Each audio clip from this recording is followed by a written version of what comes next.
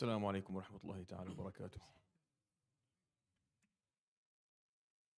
الله أكبر الله أكبر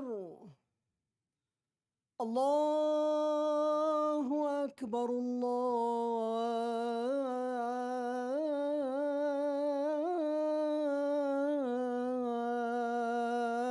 الله أكبر. أشهد أن لا إله إلا الله.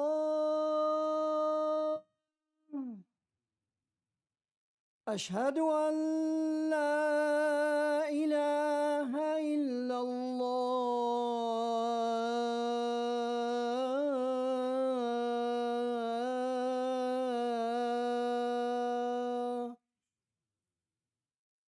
أشهد أن محمدًا رسول الله.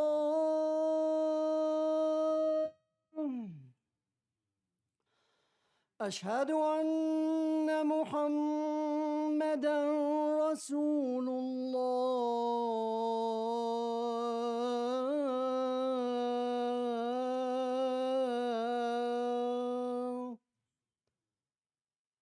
حي على الصلاة.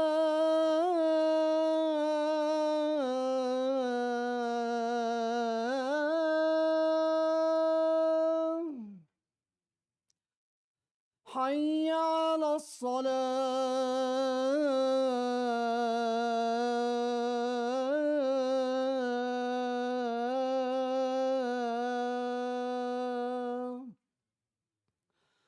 حي على الفلاح.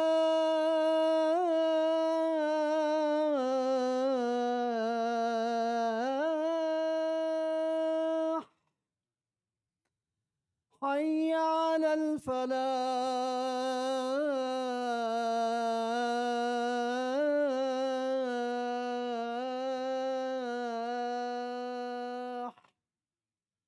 الله أكبر الله أكبر. لا إله إلا الله.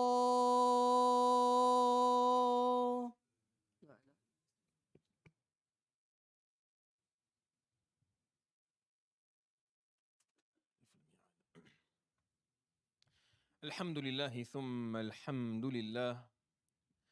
الحمد لله نحمده ونستعينه ونستهديه ونستغفره ونستنصره، ونعوذ بالله من شرور أنفسنا ومن سيئات أعمالنا. من يهدي الله فلا مضل له، ومن يضلل فلن تجد له وليا مرشدا. وأشهد أن لا إله إلا الله وحده لا شريك له، إلها واحدا أحدا صمدا، لم يتخذ صاحبة ولا ولدا، ولم يكن له كفوا أحد. وأشهد أن نبينا وعظيمنا محمدا عبد الله ورسوله وصفيه من خلقه وحبيبه. اللهم صل وسلم وبارك على نبينا محمد وعلى آله وصحبه أجمعين، وبعد. يقول جل جلاله في محكم التنزيل بعد أعوذ بالله من الشيطان الرجيم: بسم الله الرحمن الرحيم. اقرأ باسم ربك الذي خلق، خلق الإنسان من علق، اقرأ وربك الأكرم الذي علم بالقلم، علم الإنسان ما لم يعلم. Before I start talking about the maxims that I want to share with you today, it is worth noting that it's been over 8 months now that we have been witnessing this ongoing brutal bombardment of a very small piece of land that is extremely highly populated and is filled with women and children, and the death toll now is beyond 30,000 people, with the majority of these individuals who are deceased being women and children. While the world discusses back and forth the legitimacy of these actions, and they encourage and they discourage and they use phrases that are frankly just extremely shameful and embarrassing. And every historical era has a blind spot. If you look at the history of the world, you'll find that Every generation had a blind spot, had something that occurred during their lifetime, and they just didn't take enough interest in it, and it caused a lot of harm and pain. And this has been the story for a very long time. And Wallahu A'lam, this is going to be this generation's blind spot. And if you are fortunate enough to be standing on the correct side of history, and you are siding with human rights, and you're siding with the mazloom, with the oppressed, for the sake of justice and righteousness, then that's something to be fortunate about. Like, that's something to be grateful that Allah subhanahu wa ta'ala puts you in a position where you're able to see things for what they are. You're actually able to see haqq for haqq and batil for batil, and to stand by haqq opposing batil, because a lot of people today on this planet, they don't have that ability. For whatever reason, they lack the insight, and they lack the ability to see the reality for what it is. And now more than ever, we are required as Muslims and as human beings to voice our concerns and to raise our voices and be a voice for those who don't have a voice in a part of the world where it's getting worse and worse, and no resolution is really seen in the horizon. Today, the International Court of Justice has issued a clear command for a ceasefire to happen in Rafah immediately, and honestly, we have not seen such a shift in the popular culture or the public opinion regarding the issue of Palestine as we are seeing it today. Throughout the entirety of my life, at least, I have not seen the public opinion shift so severely amongst the younger generation and even some of the older generation regarding this topic. And this requires from us not only to acknowledge and realize that is the case, but we must keep that moving. Like, it is our responsibility in front of Allah subhanahu wa ta'ala to keep this momentum moving forward, so that the public opinion not only stays like this, but it actually continues to shift and continues to move. And that's how causes throughout history actually are resolved. They're resolved by a change in public opinion. That has to happen first. That's, if you look at World War I and World War II and actually study the history behind it, that is how things occurred. It took, before the wars actually happened, before there was actual change, before they actually went after a problem, there had to be enough awareness amongst people and enough of a stance against something that is occurring for it to actually generate a change within the political arena. We may be still a bit far away from true change occurring politically, at least in the West, that is, and maybe even in the Middle East, to be quite frank. But the public opinion is there, and we are seeing it happening whenever it happens on campuses. Whenever you see students, university students, actually taking matters into their own hands and performing these protests and these encampments, then you know that something is occurring. Because here's the thing: 10 years ago, or 15 years in the past, if this were to happen 15 years ago, the encampments would not have occurred. You know why? Because all the parents would have told their kids, no, don't do that. It's too dangerous. It'll cost you your degree. It'll cost you. Because the generation before us, mine and maybe the one before us, we played it safe, right? That's why I was brought up, that's how I was taught. You walk right beside the wall, and you keep your head down, and you keep your mouth shut, and you get yourself a good job, and you make enough money to take care of yourself. What does politics concern you? Why does none of this stuff concerns you? Whatever the politicians are doing, whatever the leaders are doing, what's happening in other parts of the world, none of your business. I was brought up that way. Myself and my whole generation was brought up that way. So if what happened in Gaza now happened 15 years ago or 20 years ago, I'm telling you, it would be very different. But now there's a generation of people who just don't care. Their parents may be still saying this, but they're not listening to them anymore. And God bless them for not listening to them anymore. Your parents, you have to be very careful in what you take and what you don't. There are certain things that they say out of fear, and out of fear, you take that with a grain of salt.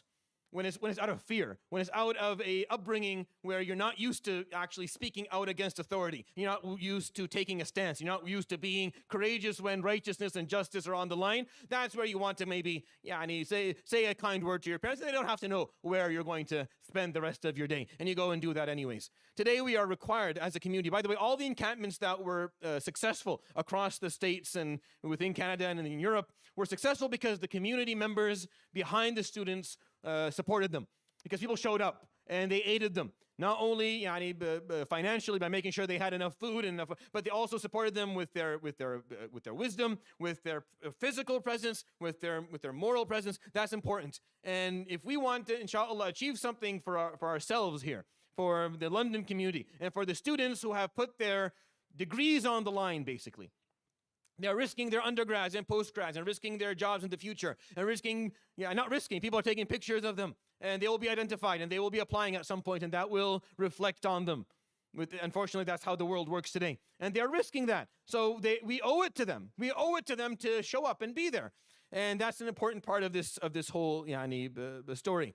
Not only should we show up, but we should also make sure that if you're affiliated with Western and as a community that we continue to put pressure on our university. Because as a city, almost everyone in this room, one way or another, was affiliated with this academic institution. There's always someone in the household who studied there, either as a student, as an alumni, as staff. And these academic institutions, they carry weight in the world. They carry a lot of, actually, the narratives of the world don't change from manabir. They change in academia. They change when there are PhD dissertations that are talking about certain topics, and they are being praised, and they are being published, and they're being accepted within the academic world. And this is just how things work, by the way.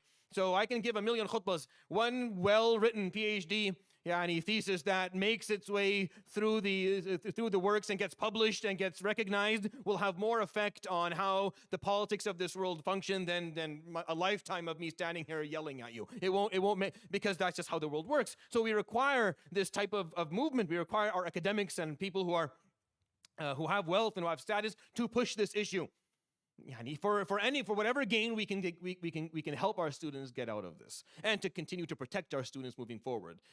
The biggest problem for minorities, and the biggest problem for Muslims in general, is that people who want to say something, who are willing to do the work, who are willing to show up, who are willing to put their life on the line for something, they don't end up getting supported. So they get burnt really badly, like burnt to the ground. I mean, they lose everything, and they have nothing to show for it at the end, and the whole community just looks the other way and lets them burn.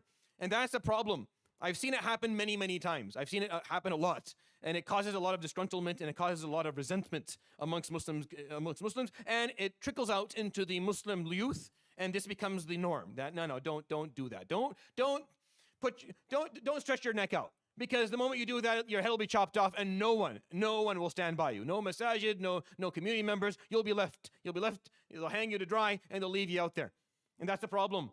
Our community has to get behind those who are willing to voice their concerns about something, even if you don't necessarily agree what they're saying 100%. Please get rid of that. That was my second maxim, by the way, that I shared with you. Please remove this from your mindset. You don't have to agree with everything someone's saying to support them.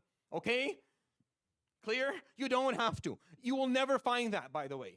It's almost impossible for you to agree with someone 100%. Yeah, unless they are you're not going to agree with everything they have to say. Take a look at the large, broad strokes. Zoom out and see what they stand for. And if you agree with the basics, he supports, even if there are details that you don't necessarily like. That's what it means to be a part of a community. That's what it means to be part of a nation. That's what it means to be Muslim, that we support our Muslim brothers and sisters, even if their behavior is not top-notch all the time, even if the way they're doing things is not exactly how I would do it, even if I don't necessarily agree with how things are happening, I'll still show up. I'll bring my family, I'll stand there, and I will show my support, and I'll be there physically, because I don't have to agree with everything in order for me to be a part of my community. This is so important. If you end up one of those people where, I requested this change, it didn't happen, so I'm not showing up, shame on you, wallahi. This is shameful, and it's embarrassing, and I don't tolerate that type of behavior. And once I find that about you, I try to remove you from my vicinity, because I don't need people like that. Because what that means is I have to continue to say and act the way you like. I have to dance for you like a monkey, because the moment that I don't know exactly what you want, you're out. Khalas, out from now. Because that's not how the world works. It's impossible. No one can always please you at all times. But you have to look at the bigger picture. What's the bigger picture? What are we here about? What are we about? Do we stand by righteousness and by justice and by our brothers and sisters in Palestine and by all those who are oppressed? We do? Good. That's enough. We don't need the details. We'll figure them out as we go along. And we will make mistakes. We will make big mistakes. And that's all right, because that's a part of the human process. That's how things work. When have they ever not worked like that? Imagine if the Sahaba were like that with the Prophet ﷺ. He wouldn't get as far as Dar al-Arqam. He wouldn't even be able to leave his home. Mistakes were made the whole time. It was a lot of mistakes. He tried a lot of things and they failed many times. They lost battles But alayhi salatu wasalam, he taught them something about that. Look, as long as we agree on why we're doing what we're doing, as long as it's Allah subhanahu wa ta'ala's satisfaction that we have in front of us and we are moving towards this because Allah subhanahu wa ta'ala commanded us to be servants and be stewards and to stand for haqq, then we will continue to figure it out. And we'll stand by each other even if it doesn't work, we'll figure it out. We'll go back to the drawing board and we'll find another way to do it. Or else Islam would not have existed. Islam wouldn't make it this far had this mentality not been central to how Muslims functioned. And today, more than ever, we require this. We require this concept of unity. And Palestine has united us. I can tell you that much. It has changed a lot of mentalities. Over the last 8 months, just the observation, there has been a change in the mindset of people, where we recognize a little bit more now what we have in common versus what we don't have in common. I mean, today, the visibility of our discrepancies and our disagreements is much less than it was 8 months ago.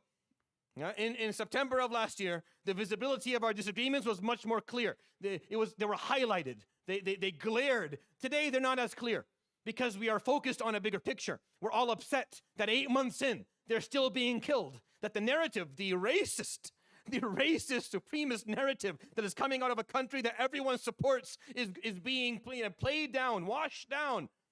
Things that are being said, had they been said by a Muslim human being, they would have been prosecuted all across the globe. Things that if I were to take quotes and say them here, and say them the same way, just change the target of the word, I would be arrested outside of this door. I wouldn't make it home today. Yet it's okay for others to say them. That double standard, that horrific way of treating people in this world, this can end. It can end. And it's moving towards that. But it requires the communities to come together and for people to unite their voices and to push and to stand by those who are actually taking action and showing some courage and bravery, because not everyone can march. Not everyone can march. Some people don't have time to march. Well, what do you have time for? You have to stretch your neck out there like everyone else. Maybe not in the exact same way, but somehow you have to. It's not fair for one person to do it and for you not to do anything. You have to do something. I can't go and spend time at the encampment. There's not enough time in the day. But I have to show my support some other way. Same thing goes for you. I'm not saying everyone has to show up, but find some way to support. And if you do have time to show up, then do that. And this is not just about the concept of the encampment. No. This is about everything. This is about everything to do with your deen and with your ummah. Everything. You have to carry your weight. You have to carry your weight. I spent the last couple of weeks doing tafsir of Surah Al-Munafiqun after Sunday, after Maghrib on Sundays. And what the Quran actually ends up explaining munafiq for you is someone they're freeloaders. That's what a munafiq is, a freeloader. A munafiq who's in it for the perks, but not the buy-in. They'll take the perks. They'll take all the benefits of being Muslim, but they're not willing to do anything. They're not willing to carry their weight. They're not willing to put their wealth. They're not willing to put their lives. They're not willing to dedicate their time. They're not willing to help, but they'll take the perks. Whatever advantages exist for being Muslim, they'll take all of that. They're in it for the perks, but not for the actual buy-in.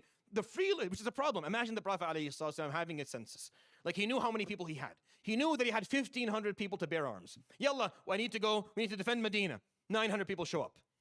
Where's the rest? There are 600 people missing. Where are they? That's nifaq. That's the problem. You can't plan things out. You can't plan things out because you count, and then you say, okay, this is the number of people we have, this is how much wealth we have, if you want to start this mashru', this project, this is how much we'll get. And then you call, and you get a fraction. Where's everyone else? Now, this is not an accusation that they're munafiqeen. I have no right to do that. No one can call anyone else munafiq, by the way, period. But this was his problem, alayhi salatu wasalam. His problem is that he knew the numbers. He knew how many shabab he had. He knew how many people who could bear arms. He knew how much wealth there was. So when he asked and it didn't come through, there's a discrepancy between the numbers he has and the actual output, and the discrepancy is nifaq, the freeloaders, the ones who aren't willing to do the work.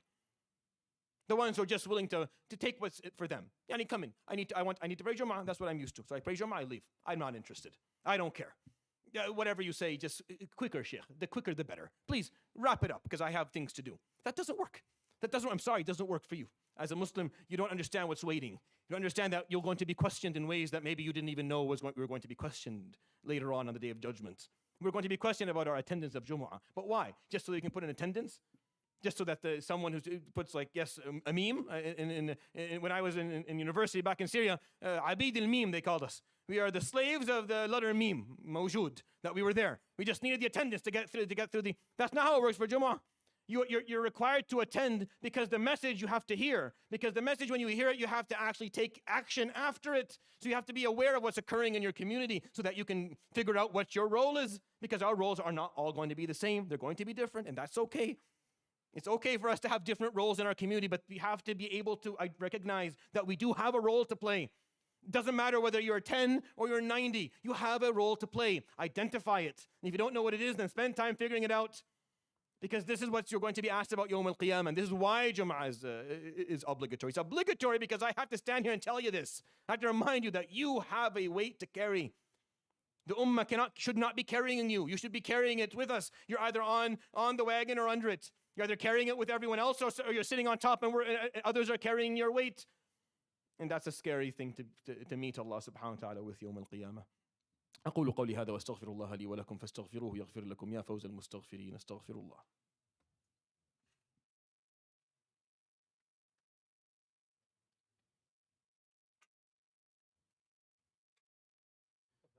الحمد لله وحده وصلى الله وسلم وبارك على من لا نبي بعده وعلى آله وصحبه تبع نهجه وعهده. You can go back. I didn't talk about the Maxims today at all. I don't plan to. We're going to stick with this. إخواني وأخواتي القضية الآن في مجتمعنا هذا الذي نعيش فيه أصبح واضحا. الأمة الآن اجتمعت على قضية غزة وفلسطين. اجتمعت. هذا لا يعني أن القضايا الأخرى غير مهمة، وسأتحدث عن هذا يعني باللغة الإنجليزية بعد قليل. هذا لا يعني أن القضايا الأخرى المحقة ليست مهمة، لا، كل القضايا المحقة مهمة. لكن اليوم اجتمع المسلمون على قضية، فإذا الله سبحانه وتعالى يسر أن يجتمعوا على مسألة ما وجب على الجميع أن يشارك فيه. لما هناك بلدان كثيرة سقط العراق وسقطت سوريا ومصر وتونس، بلدان كثيرة وليبيا، بلدان كثيرة سقطت، واليمن، ما بقي بلد عربي إلا سقط. ولم يجتمع الناس على قضية، اجتماعهم على قضية غزة. لم تجتمع قلوب المسلمين على قضية كما اجتمعت قلوبهم على قضية غزة. وهذا يجبرنا جميعا أن يكون لنا دور. والله نعمة كبيرة أن يجد المسلمون قضية يجتمعون عليها، والله نعمة. هذا لم يحدث منذ أعوام طويلة، والله منذ عقود لم يكن المسلمون في حال اجتمعت قلوبهم على قضية واحدة. وامتد هذا الاجتماع يعني شهورا. عادة يعني هذا العدو الغاشم، هذا العدو الأحمق، عادة لا يضرب أكثر من شهر أو شهرين، لأنه يدرك أنه إذا امتد الأمر جمع الناس، ولا يدرك أنه كلما طال الأمد كلما اجتمعت قلوب المسلمين أكثر، كلما اتحد المسلمون، كلما استطاع المسلمون أن يتجاوزوا خلافاتهم، أن يتجاوزوا القضايا التي لا يتفقون عليها، وأن يوحدوا أنظارهم، وأن يوجهوا وجوههم إلى القبلة التي وجههم الله سبحانه وتعالى إليها. فيا أخي الكريم ويا أختي، اجدوا محلكم من الإعراب كما يقال، فلتجد لنفسك مكانا. كيف تنصر هذه القضية؟ اليوم هناك أساليب كثيرة، والمسلمون في هذه المدينة محتاجون إلى أن ينصروا الطلاب في الجامعة، لأن هذا يمثل أمرا يعني سياسيا بامتياز، يمثل هزيمة لهم إذا استطاع الطلاب أن يجبروا الجامعة على التراجع عن استثماراتهم في جيش العدو. فيا أخواني، وجب على كل واحد منا أن يبذل ما عنده، سواء اتفقت مع الأسلوب أم لم تتفق. والله أنا ما أتفق مع 90% مما يحصل في هذا المجتمع. أنت تدرك هذا؟ والله لا أتفق مع أي شيء تقريبا. أنا أراك معظم الأمور غلط، لكن أساند وأخرج وأقف وأساعد، لأنه ليس هذا وقت الاختلاف ولا وقت النقد. هناك أوقات لهذه المسائل، فإذا جاء وقتها نقدنا وبينا الذي نراه صحيحا والذي نراه خاطئا. أما في هذه الأيام وفي هذه الأحوال فلا يجوز. Brothers and sisters, there are a lot of just causes that Muslims should come together around. Many historically, there are many countries where Muslims were mistreated, and many causes that are very clear who the oppressor was and who the oppressed was, and we should have come together, but we didn't. However, we did come around this one, Meaning Muslims have found somehow in their hearts to come around and to unite themselves around the issue of Gaza. This is meaningful. The fact that we are finding ourselves coming together and uniting around something, this is very powerful. We haven't done that in a long time. It's very refreshing, by the way. It hasn't happened in decades and decades for Muslims actually all to come together and say, this, I remember, because Syria was destroyed. 7 million people were displaced. It didn't unite people. This did. And the point here is not to complain about why this and why did. No, it doesn't matter. We're united on something. Alhamdulillah. That is barakah. That is khair. That Allah subhanahu wa ta'ala brought the hearts upon something. Now it's on us to keep that momentum going, to actually make sure that this translates into work, translates into commitment, into a cause, into people organizing and focusing and advocating and educating and making sure that our next generation will carry that in their minds. It is so important and valuable. You have no idea how valuable this is right now.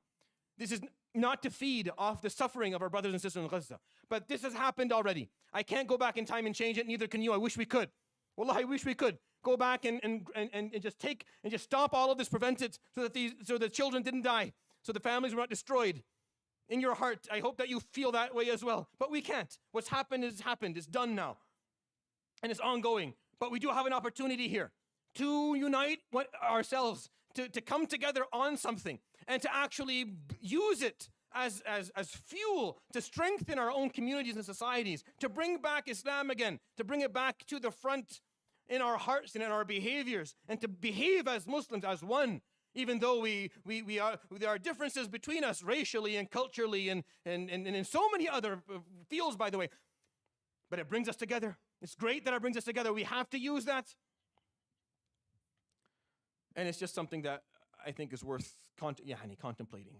And right now, this is where we are. We're at a time where we need to support our students, and we have to start talking more seriously about what the next steps are going to look like, how we're going to apply more pressure. There's a certain degree of courage today and bravery that people are starting to feel. A little bit more flexibility, a little bit more, willingness to speak out than there was maybe 7 to 8 to 9 months ago. And that's something that's very rare. I need you to recognize this and watch it. It's something has changed. Look at social media. You cannot. It's not comparable. You can't compare a year ago to today in terms of the activism, in terms of what people are willing to say, things that you couldn't say before. You would lose your account. You would lose your account to me, but they can't cancel everyone. So now there's been a shift, and that has to continue because our voice has to reach. And our narrative has to be accepted, and we have to push towards that. And please don't be petty about things that you don't agree about. Wallahi, I don't agree with 90% of what happens in our community. Wallahi, everything is wrong. But there's no point in sitting here and criticizing everything and being an obstacle in everything. Khalas, move along with what's happening. There's khair in it. Keep it moving. Keep it moving. We'll have time to sit back and criticize and point out what should be different. It's just no time right now. Right now is the time for us to move and to show our movement and to strengthen this momentum and to support those who are moving forward. We'll have the luxury of pointing out mistakes later on. We don't have that right now. Right now, this is a wave that Allah subhanahu wa ta'ala threw our way. It's a wave, it's a big deal. And if we don't utilize it correctly, if we don't actually understand where we are historically, this has never happened before. I hope you understand this has never happened before. Historically, since World War, this has not happened in a long time. The Muslims have been weak since the Khilafah fell, and before that, by the way. It's been a couple of 100 years now since they failed to restore Vienna. We have nothing to show. We have nothing to show for ourselves for a very long time now. So 300 years. This is the first time in a long time that Muslims across the globe have been able to come together in a way where they hear one another. It happened back in 1948, but there was no technology back then, so no one knew. People in India found out a long time later, after the wars had already been done. Technology was not where it is right now. No, there's this unity that's in the hearts of Muslims all across the world. All across the world, and as minority communities in the West and as majority communities in the East. And this momentum, nothing can really stop it unless people decide to stop it, unless people actually give up on it. As long as we don't give up on it, it will continue. And that spark will grow, and it'll turn into something more meaningful. It'll turn into something meaningful for our nation, for humanity. Because that's what we're here for. We're here to serve Allah subhanahu wa ta'ala through what He taught, through that book and what he brought within it for the human race. And that's our obligation. And we're not doing a very good job with that. So please realize where we are and what's required of us before we look back at this and wish we did something different. Before this all goes away and quiets down. And I know a lot of us want it to quiet down. And we go back to how things were. And the piece of you that wants it to quiet down is that nafs that just wants things to be nice and quiet so you can go more on your trips and enjoy your time and sit back not worrying and not feeling maybe guilty for not, yeah. That's the nafs. Ignore it and bring that, the azima of the ruh. Bring that strength that exists within your spirit that Allah subhanahu wa ta'ala put inside you and allow it to rise to the occasion appropriately. And may that rising continue for you till the day you meet Allah subhanahu wa ta'ala.